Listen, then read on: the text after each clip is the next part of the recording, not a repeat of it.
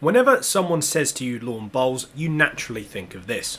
One that is being fostered by an indoor bowling green at a Bognor holiday camp. The shirt and tie gentleman sport that's played with perfectly pressed trousers on a Sunday afternoon by people in their late 80s. However, what we actually mean by lawn bowls is this. Behind it. How close is he? Yeah! He got the look in his eye. What a finish. Now you could be forgiven for thinking that these are two completely separate sports, but nope, exactly the same. Now don't get me wrong, the age demographic of bowls is still very much in the upper 50s. However, in recent years we've seen the most energetic forms of the sport played. And that's hopefully something that's going to attract new people into the sport. In this video, we're going to go over some of the main evolutionary changes within the sport over the last few decades. Before we begin, please make sure to hit that subscribe button so you can keep up to date on all things bowls. There's nothing worse than going to play a match only for someone to go and measure the length of your skirt before you're allowed to play. Well, that is just one of the rules that had to be followed not so long ago. What's even worse is that if your skirt wasn't the right length, that was it, no game for you.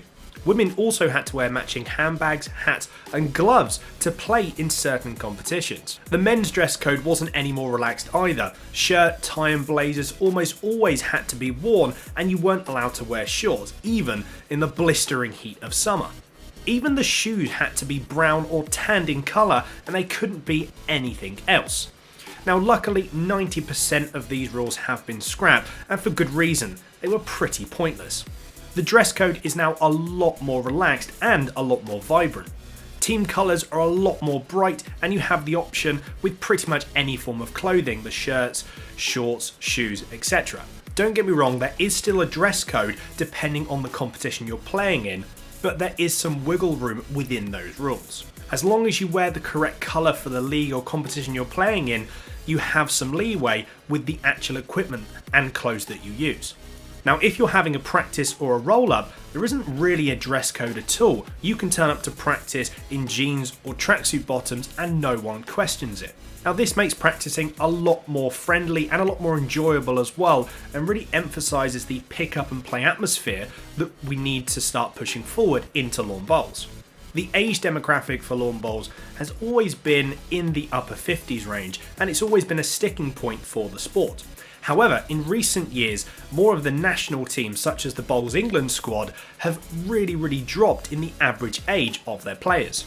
Couple that with the higher number of televised events over the course of a year, it really produces a much better atmosphere, and also presents a much better image for the younger generation looking to start into lawn bowls. If you look at the Bowls England squad 20 years ago versus now, you will see a significant age drop. Now this may not have an initial impact, but over time this will certainly help. The bowls themselves have changed drastically as well. Not too long ago you could only get black bowls, that was the only choice you had. If you were feeling very outlandish you could get brown bowls, which was considered pushing the envelope at the time. But fast forward today, you have pretty much every colour combination that you can imagine. You can get jewel coloured bowls or tricolour bowls if you want. It's completely up to you. You also have a lot more personalisation options as well. You can have your own emblem on your bowls, or if you wanted to, have your own name. The choices are endless now, and it really helps with expressing yourself as a person within your sport. Not only that, but it actually allows you to see whose bowls are whose, and makes for a much better playing experience as well as a viewing experience for the audience. There's also a massive variety now of different manufacturers of bowls, which provide massively different play styles. You have a huge variety of different lines that these new bowls take, from bowls that really swing and have a very aggressive hook on the end of it, to bowls that almost go completely straight. This once again allows a lot more variety and also a lot more player preference. Rather than learning with what was available, you can find your own preference. Now watching a sport needs to be engaging and exciting. It also needs to be fast paced as well.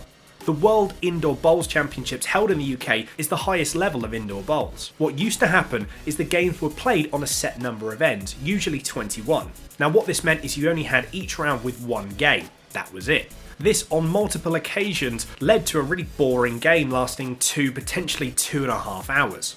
Now however, the World Indoor Bowls Championships plays in a set style of game. Each round has a certain number of points that each player needs to get before they're awarded that set, with each round consisting of multiple sets. Now, there's so many things that's changed over the last 20 years, both indoor and outdoor, when it comes to lawn bowls. And while it is a long road ahead, lawn bowls has never been more accessible globally. Thank you so much for watching. If you haven't already, please make sure you hit that subscribe button to keep up to date on all things bowls. As always everyone, take care, stay safe.